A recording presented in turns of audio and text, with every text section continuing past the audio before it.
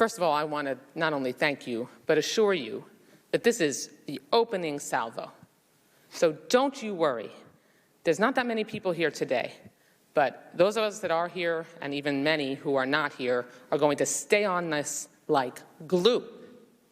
I have a 22-year-old and an 18-year-old daughter. My 22-year-old daughter is embarking on the very career path now that you young women described at the outset of your careers, and you put fear in my heart for her and my younger daughter. And so I can assure you that elections have consequences, and the reason it's important to elect women to office is so that these kinds of issues get addressed. That having been said, I want to point out the NFL's Showcase event is a week away, as the colleagues have mentioned, and these difficult conversations around racism, discrimination, and accountability cannot be pushed to the sidelines. I'd be remiss not to mention the obvious. The NFL has a sexism and a race problem that it refuses to seriously address. Colin Kaepernick, John Gruden, now Brian Flores. The names change, but the problem remains. There is an egregious lack of representation and opportunity for black leaders in the NFL. But my hometown Miami Dolphins are now the catalyst to this conversation over the lack of diversity among football's coaching and executive ranks, and hopefully this will result in reform. This is a common thread, though, and I have a question, Ms. Coburn, of you.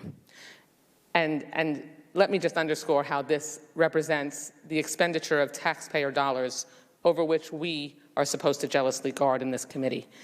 You might be aware that part of the reason that the NFL is such a profitable business is that Congress approved legislation in 1961 that allowed an antitrust exemption where professional football teams to pool together when negotiating radio and television contracts.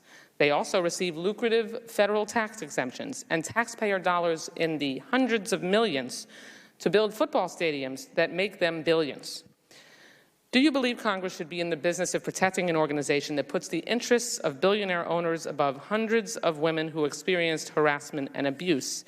And do you think that those benefits, that we should consider revoking them if they do not make changes to ensure that you have protections when it comes to human resources, sexual assault, accountability, making sure that there is an equitable and safe workplace for their employees? Absolutely. Thank you for that question. And the NFL recently had a $110 billion media deal, from what I understand. So that amount of money came directly from the exemptions that are in place thanks to you. I think that the oversight of the NFL needs to stand within you because there's no one else doing it. Yeah, the money and power is what rules the NFL. And unless somebody steps in and holds them accountable, nothing will change. They will continue business as usual.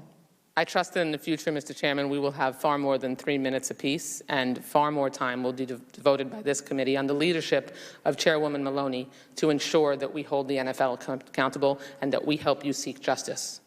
Thank you. I yield back.